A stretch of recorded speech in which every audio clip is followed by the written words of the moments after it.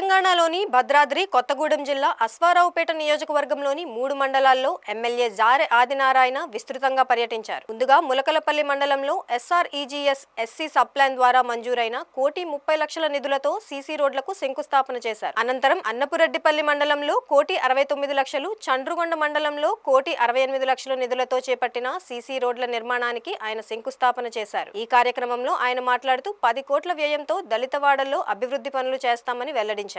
ఈరోజు చండ్రుగొండ మండలంలో SC sub plan నిధులు మంజూరుకి గాను ఈరోజు సీసీ రోడ్ల యొక్క శంకుస్థాపన కార్యక్రమాన్ని ఈరోజు ఈ మండలంలో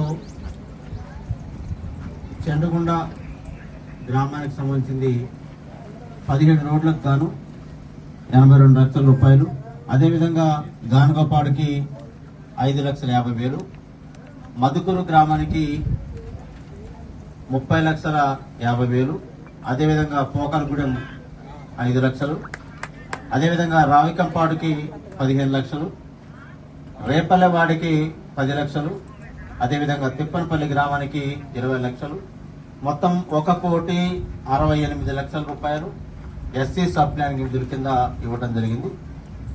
నియోజకవర్గ వ్యాప్తంగా 10 కోట్ల రూపాయలకి శాంక్షన్ తీసుకురావడం జరిగింది. ఉన్నటువంటి సబ్ ప్లాన్లలో ఎక్కువగా దళిత వాడలలో రోడ్లు లేక ఇరుకిరికి రోడ్లతో, అదేవిధంగా మట్టి రోడ్లతో ఉన్నటువంటి ప్రాంతాన్ని చూడటం జరిగింది.